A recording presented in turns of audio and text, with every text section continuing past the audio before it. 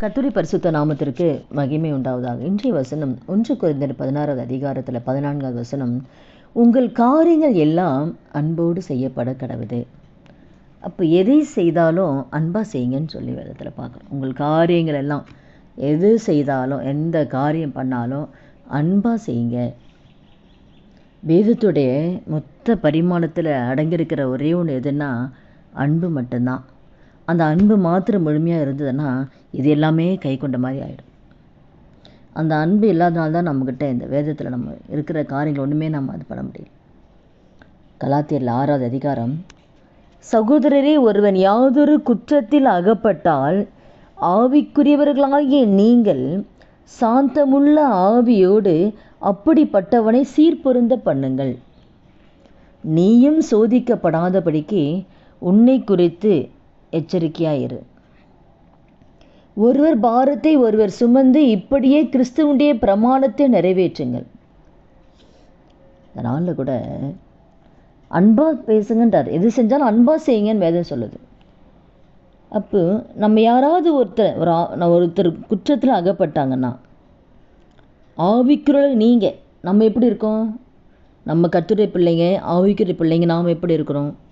யாரோ ஒருத்தர் தவறு செஞ்சிட்டாங்க. அப்போ நாம் என்ன செய்யணும்? வேதம் சொல்லுதுன்னா, நீங்கள் சாந்தமுள்ள ஆவியோடு, எப்படி சொல்லணும்? கோபமாக சொல்லலை, சாந்தமுள்ள ஆவியோடு அப்படிப்பட்டவனை சீர்பொருந்த பண்ணுங்கள். அவங்ககிட்ட தனியாக கூப்பிட்டு அன்பாக அவங்ககிட்ட பேசுங்க. சாந்தத்தோடு, பா இந்த தப்பு இப்படி செய்யாத. அவங்க ஏதோ அந்த குற்றத்தில் மாட்டிக்கலாம், தெரிஞ்சு பண்ணாங்களோ தெரியாமல் பண்ணாங்களோ தெரியாது. எதுவாக இருந்தாலும் தனியாக கூப்பிட்டு, எல்லாருக்கும் முன்னாடியெல்லாம் கிடையாது. வேதம் சொல்கிறது தனியாக கூப்பிட்டு சீர்பொருந்த பண்ணணும். இது பண்ண தெரியும். எப்படி? அன்பாக சொல்லணும், சாந்தத்தோடு சொல்லணும், கோபமாக சொல்லலை, மற்றவங்க முன்னாடி சொல்லலை. வேதத்தில் தனியாக கூப்பிட்டு, இது பண்ணுறது இப்படி தப்பு, இது வேதத்துக்கு மாறாது, இது ஆண்டவர் விரும்ப மாட்டாருப்பா, அதனால் இதை மாற்றிக்கோ. நீ அன்பாக, நம்ம கோபமாக கிடையாது, அன்பாக சொன்னோம்னா அது யாரன்னா இருக்கட்டும்ப்பா. அன்பாக சொல்லும்போது அடுத்த தடவை அந்த தவறை அவங்க பண்ணவே மாட்டாங்க. ஆனால் நாம் என்ன செய்கிறோன்னா, அதை பப்ளிக்காக சொல்கிறோம். அந்த தப்பை பேர் சொல்ல மாட்டோம். பப்ளிக்காக நம்ம மற்றவங்க எதிரில் சொல்லும்போது மற்றவங்களுக்கு தெரியாது, ஆனால் சம்மந்தப்பட்டவங்களோட இருதயம் துக்கப்படும்.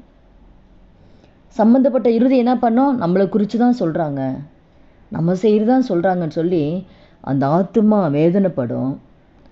நிறைய காலத்தில் அந்த ஆத்துமாக்கள் சபை விட்டே போயிடும். அப்போ அதாவது அந்த ஐக்கியத்தை விட்டே போயிடுவாங்க. இப்போ வேதம் என்ன சொல்லுதுன்னா, அப்போ அதில் தான் நீயே சோதிக்கப்படாதபடி எச்சரிக்கையாயிரு. நீ நீ அப்படி நம்ம விசுவாசம் இருந்தால் நம்ம அடுத்த லெவலில் வர்றோம். அதான் ஒருவர் பாரத்தை ஒரு சுமக்கணும். அப்போ நம்மை குறித்து எச்சரிக்கையாக இருக்கணும். சாந்தத்தோடு, அன்போடு, தாழ்மையோடு ஆலோசனை கூறுவது தான் நம்முடைய கடமை. மற்றவங்களுக்கு ஆலோசனை கொடுக்கும்போது அது என்ன தவறுனா இருக்கட்டும், ஆண்டவர் விபச்சார ஸ்திரியே மன்னிக்கிறாரே, ஏன் நம்மளால் மன்னிக்க முடியாதா? ஏன் நம்ம எந்த குறைகள் குற்றங்களை ஏதோ பண்ணிட்டாங்க, பேசிட்டாங்க, இல்லை நம்மை குறித்தே பேசிட்டாங்க, நமக்கு விரோதமாக பேசிட்டாங்க, ஏன் தனியாக கூப்பிட்டு, இல்லை அவங்க செய்யாதே சொன்னான்னு சொல்லிட்டு கூட நம்மகிட்ட வந்து சொல்லியிருக்கலாம். உடனே தனியாக கூப்பிட்டு இந்த மாதிரி சொன்னாங்க, கேள்விப்பட்டப்பா, என்ன உண்மையா அப்படின்னு சாந்தம் கொட்டா, இல்லை விட்டுருணும். அன்பாக பேசி தனியாக கூப்பிட்டு அது சரி பண்ணும், சீர்பொருந்திடணும். அது அடுத்த லெவலுக்குள்ளே போகவே கூடாது. நாமளும் எல்லா பாதையிலும் தாண்டி தான் வந்திருக்கிறோம். அதனால தான் அதில் வேதத்தில் என்ன அழகாக நம்ம மற்றவங்கிட்ட நடக்கணும் கூட போட்டிருக்கு. அதனால கூட அவனவன் தன் சுயக்கிரியை சோதித்து பார்க்க கடவன். அப்பொழுது மற்றவனை பார்க்கும் பொழுதல்ல, தன்னையே பார்க்கும் பொழுது மேன்மை பாராட்ட அவனுக்கு இடம் உண்டா. நம்ம சுயக்கிரியை நம்ம சோதிச்சுப்போம். நாமளும் யாருமே நீதிமன்றம் ஏதாவது ஒரு வகையில் நம்ம தவறு செய்கிறோம். தவறே செய்யாத ஒருத்த உலகத்தில் இருக்கான்னு சொல்லவே முடியாது. எல்லாருமே தவறு செய்வோம். ஏதாவது ஒரு வகையில் நம்ம தவறு செய்வோம், தெரியாமல் செஞ்சிடலாம்.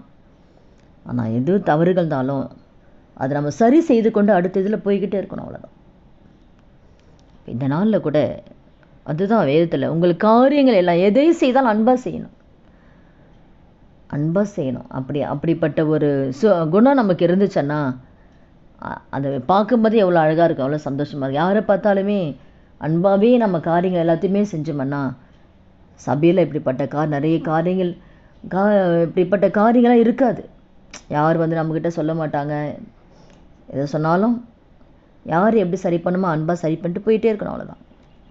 அப்போ அந்த அன்பாக நம்ம சொல்லிட்டோம்னா நம்ம இதயத்தில் அந்த இது வரவே வராது.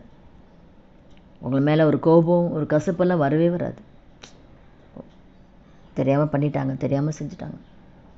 அப்போ இந்த நாளில் கூட இந்த வார்த்தை கேட்குற நம்முடைய வாழ்க்கையில் நம்மை குறித்து யார் என்ன சொன்னாலும் பேசினாலும், இல்லை நமக்கு விரோதமாக பண்ணாலும் சரி, இல்லை வேறு யாராவது அவங்க தவறு செஞ்சு வந்து சொன்னாலும் வேதத்தின்படி நம்ம அன்பினால தான் அவங்கள சீர்பொருந்த பண்ணணும். சாந்தத்தோடும் அன்போடும் அவங்கள சரி பண்ண வேண்டும். இந்த நாளில் கூட ஒவ்வொருத்தரும் நம்மை நாமே ஒப்புக் கொடுக்கலாம். எது செஞ்சாலும் அன்பாக செய்வேன் ஆண்டவர், அன்பாக நடத்துவேன், அன்பாக பேசுவேன், எந்த காரணம் செய்தான் ஆண்டவர், அந்த கிருபையை கொடுங்க ஆண்டவர். ஜெபிக்கலாமா? துதிகள் மத்தியில் வாசம் செய்கிற நல்ல தகப்பனே, இயேசுவின் நாமத்தில் இந்த சமூகத்தில் வருகிறோமாப்பா. உங்கள் காரியங்கள்லாம் அன்போடு செய்யப்பட கடது என்று நாங்கள் வேதத்தில் பார்க்கிற ஆண்டவர். அன்பில்லாதவன் தேவனை அறியான், தேவன் அன்பாகவே இருக்கிறார். அதனால் கூட அன்பு இல்லைன்னா ஆண்டவரே தெரியாதுன்னு சொல்லி நாங்கள் பார்க்குறோம். அந்த அன்பினால் எங்களை நிரப்புங்கப்பா. எங்களுடைய பார்வையில், எங்களுடைய பேச்சில், எங்களுடைய நடக்கையில், எங்கள் இருதயத்தில் உங்கள் அன்பினால் எங்களை நிரப்பி உங்கள் எந்த செய்த நாங்கள் அன்போடு செய்யக்கூடிய கிருபை எங்களுக்கும் இந்த வார்த்தை கேட்குற ஒவ்வொருவருக்கும் தரும்படியா ஆணுடைய கரத்தில் ஒப்பு கொடுத்து ஜெபிக்கிறோம். நீரே பொறுப்படுத்திக் கொள்ளுங்கள். இயேசுவின் நாமத்தில் பிதாவே, ஆமென். கர்த்தர் நாமத்துக்கு மகிமை உண்டாவதாக.